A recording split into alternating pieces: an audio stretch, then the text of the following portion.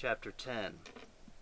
German detachments began to search for partisans in the surrounding forests and enforce the compulsory deliveries. I knew that my stay in the village was reaching its end. One night my farmer ordered me to flee at once into the forests. He had been informed of a coming raid. The Germans had learned that a Jew was hiding out in one of the villages. He was said to have lived there since the outbreak of the war. The entire village knew him. His grandfather used to own a large tract of land and was greatly liked by the community. As they said, though a Jew, he was a decent enough fellow. I left late that evening. It was an overcast night, but the clouds began separating. Stars sprang out. The tin-white moon revealed itself in all its eminence. I hid in a moon-silvered bush. When dawn came, I moved toward the waving ears of grain, keeping far from the village. My toes were stinging from the thick, scraping blades of grain, but I tried to reach the center of the field. I had to proceed carefully. I didn't want to leave behind too many broken stalks that could betray my presence. Finally, I found myself fairly deep in the grain. Shivering from the morning cold, I curled into a ball and tried to sleep. I woke to hear rough voices coming from all directions. The Germans had surrounded the field. I clung to the earth as the soldiers strode the field, cracking off broken stalks became loud. They almost stepped on me.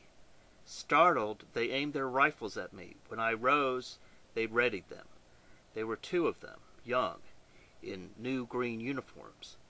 The taller one grabbed me by the ear, and both laughed, exchanging remarks about me.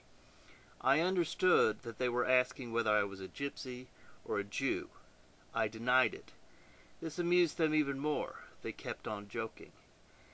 All three of us walked towards the village, I ahead, and they laughing directly behind. We entered the main road. Terrified peasants spied from behind the windows. When they recognized me, they disappeared. Two large brown trucks stood at the center of the village. Soldiers in unbuttoned uniforms squatted around them, drinking from canteens. More soldiers were returning from the field, stacking their rifles and sitting down. A few of the soldiers surrounded me. They pointed at me, laughed, or grew serious. One of them walked up close to me, leaned over, and smiled straight in my face with a warm, loving smile. I was going to smile back when he suddenly punched me very hard in the stomach. I lost my breath and fell, gasping and groaning. The soldiers burst out into laughter. From a nearby hut, an officer emerged, noticed me, and approached. The soldiers snapped to attention. I also stood up, alone in the circle. The officer scrutinized me coldly and issued a command. Two soldiers grabbed me by the arm, dragged me into the hut, and opened a door and shoved me inside. In the center of the room, in the semi-darkness, a man lay. He was small, emaciated, dark. His snarled hair hung over his forehead. A bayonet wound split his entire face. His hands were tied behind him, and a deep wound gaped through the cut of a jacket sleeve. I crouched in the corner. The man fixed me with shining black eyes. They seemed to look out from under his thick, overhanging eyebrows and come straight at me. They terrified me. I averted my gaze. Outside, engines were being started. Boots, weapons, and canteens rattled. Commands rang out, and the trucks departed with a roar. The door opened, and peasants and soldiers entered the hut. They dragged the wounded man out by his hands and dumped him on the seat in the cart. His broken knuckles hung limp, as if on a swaying dummy. We were seated back to back. I faced the shoulders of the drivers, he the rear of the cart and the receding road. A soldier sat with the two peasants who drove the cart. From the peasants' conversation, I gathered we were taken to the police station in a nearby town. For several hours we rode on a well-traveled road, hearing the recent tracks of trucks. Later we left the road and drove through the forest, startling birds and hares. The wounded man sagged listlessly. I was not sure if he was alive. I could only feel his inert body lashed by ropes to the carts and me. We halted twice. The two peasants offered some of their meal to the Germans, who in return doled out a cigarette and a yellow candy to each of them. The peasants thanked him severely. They took long draughts from the bottles hidden under a box seat and urinated in the bushes. We were ignored. I was hungry and weak. A warm resin-scented breeze drifted from the forest. The wounded man moaned.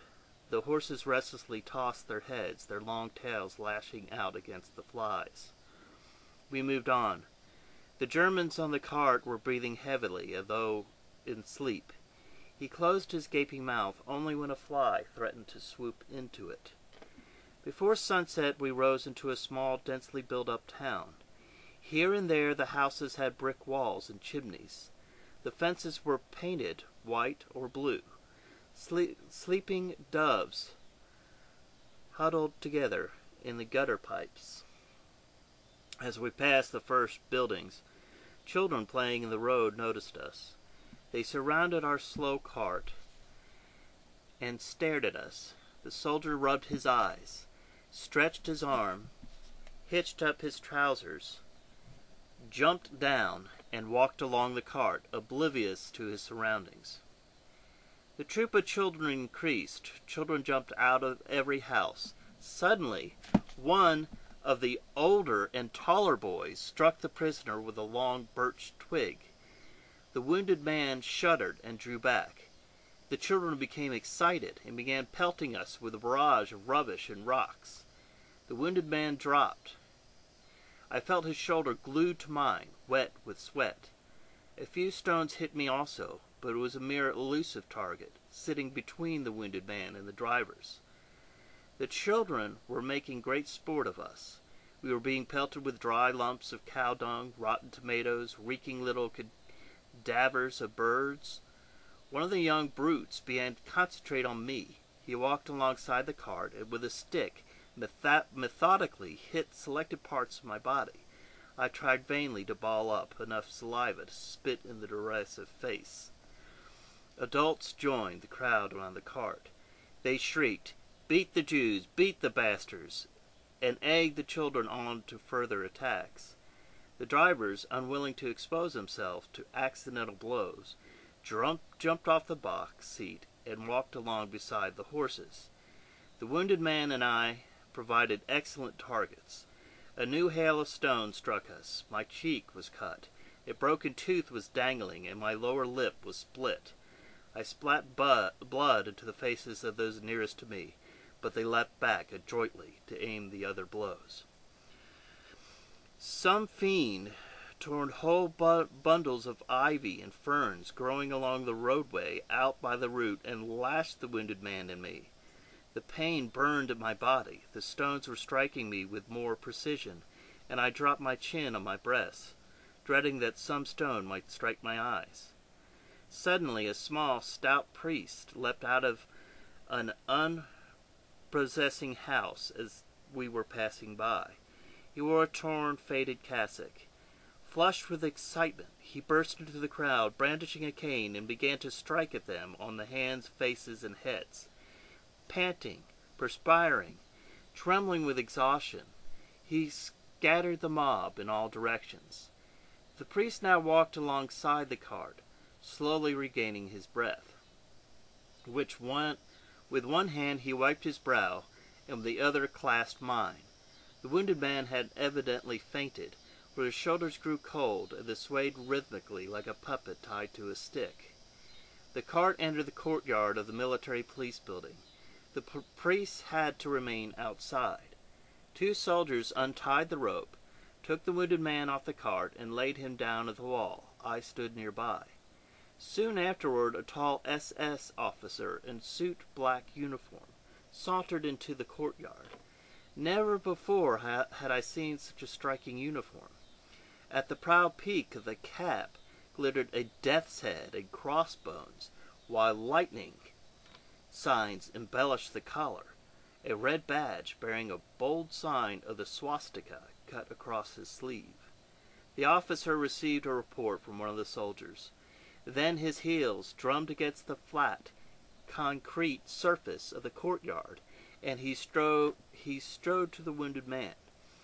With a deft movement of the tip of his shining jackboot, he flipped the man's face towards the light.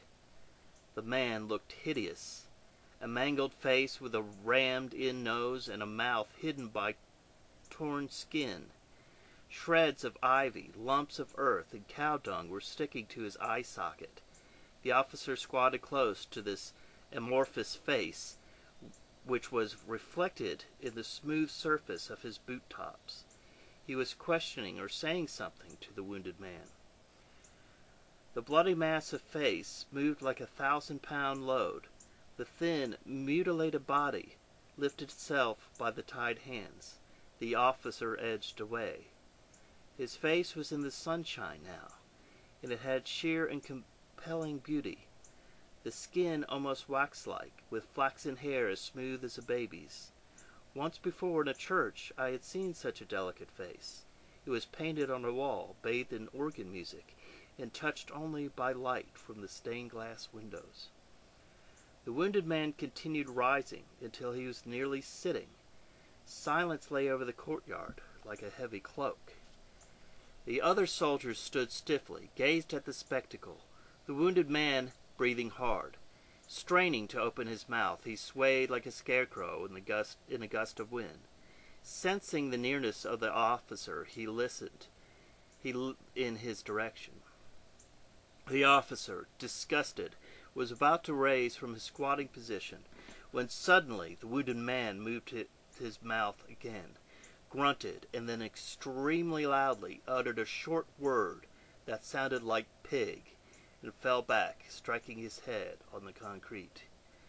On hearing this, the soldiers quivered and looked at each other stupefied. The squatting officer rose and barked a command. The soldiers clicked their heels, cocked their rifles, approached the man, and pumped rapid shots into him. The shattered body shuddered and grew still. The soldiers reloaded and stood at attention. Nonchalantly, the officer approached me, beating his swagger stick against the seam of his freshly pressed breeches.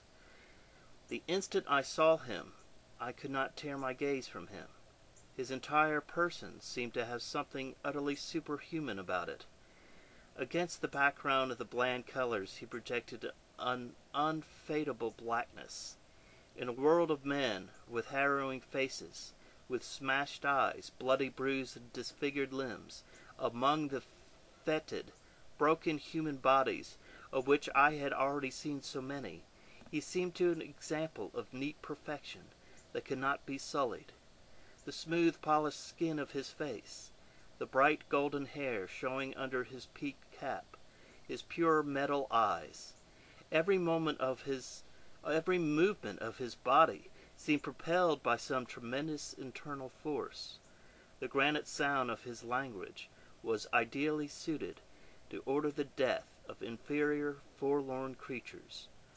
I was stung by the twinges of every I had ever known, experienced before, and admired the glittering death head and crossbows that embellished his tall cap.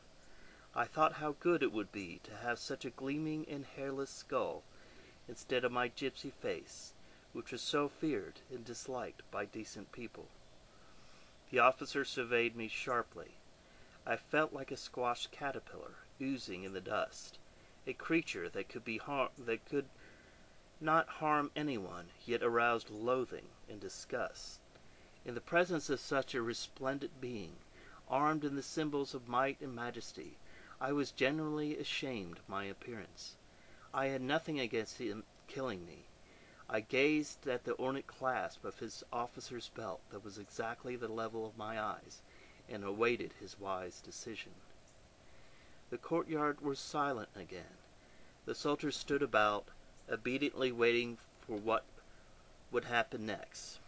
I knew my fate was being decided in some manner, but it was a matter of indifference to me.